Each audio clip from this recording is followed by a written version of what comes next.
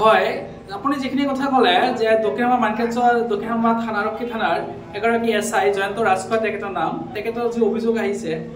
আমি দেখা পাইছো যে এইজন জয়ন্ত ৰাজখোৱা এছআই জনে দক্ষিণামা মাৰ্কেটছৰ বিগত 2 বছৰ ধৰি কাম কৰি আছে বা মানুহক সেৱা দি আছে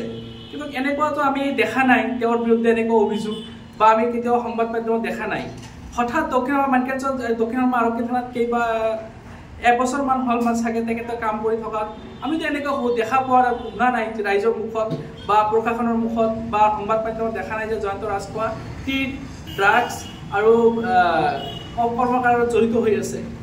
কিন্তু কি হল হঠাৎ যে কেইজনমান ব্যক্তিৰ মানে তেখেতে মূলৰ কামৰণি হৈ গল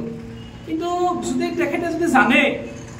তেখেতে হেউকল ব্যক্তি যদি জানে যে ড্ৰাগছৰ মানুহৰ লগত উঠা বহা কৰে তিৰৰ খেলৰ মানুহৰ লগত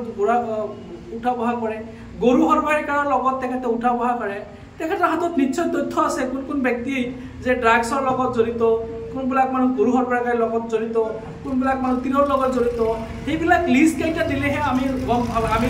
ভাল পাম তেখেতৰ পৰা সেইকেইজন ব্যক্তিৰ পৰা কাৰণ আমি চিনাক্ত হ'ম যে প্ৰশাসনে চিনাক্ত কৰাৰ সুবিধা হ'ব বা ৰাইজৰ সুবিধা হ'ব কোনবিলাক মানুহ আচলতে গৰু বেপাৰী তিৰৰ বেপাৰী ড্ৰাগছৰ বেপাৰী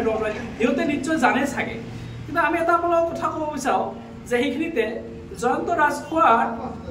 লগতে দক্ষিণামা মাৰ্কেটছৰ জিলাৰ যেতিয়া সহকাৰী আৰক্ষী অধীক্ষক যেতিয়া অতিৰিক্ত আৰক্ষী অধীক্ষক যেতিয়া আহিল প্ৰতাপ দাস ডাঙৰীয়া তেখেতৰ নেতৃত্বত দক্ষিণামা মাৰ্কেটছৰ জিলাৰ যি ড্ৰাগছ সৰবৰাহীকাৰৰ মূৰৰ কামৰণি পৰি হৈছে প্ৰশাসন কাৰণ আপোনালোকে দেখিছে আমি সঘনাই দেখা পাওঁ মাননীয় মুখ্যমন্ত্ৰীৰ টুইট যে অমুক ঠাইৰ পৰা দক্ষিণামা মাৰ্কেটছৰ জিলাৰ প্ৰশাসনে ইমান ড্ৰাগছ উদ্ধাৰ কৰিছে ইমান আটক কৰিছে মানুহ ইমান কৰি দিছে সেইখিনি সময়ত যে জয়ন্ত ৰাজখোৱাই যে ড্ৰাগছৰ মানুহৰ লগত জড়িত হৈ উঠা বহা কৰিব এইটো কিন্তু এটা ৰহস্যজনক প্ৰশ্নৰ চিন আহি গৈছে কাৰণ যদি ইমানখিনি জড়িত হৈ আছে তেনেহ'লে ৰাজখোৱা ডাঙৰীয়া যে ইমান ড্ৰাগছ ধৰি আছে এইবিলাক কি হয় আচলতে সেইটো মানে এটা ৰহস্যজনক ভক্তি মানে আমি এটা বন্ধ পাইছোঁ নিউজ কেয়াৰ 24 সত্যৰ সন্ধানত অবিৰত যাত্ৰা।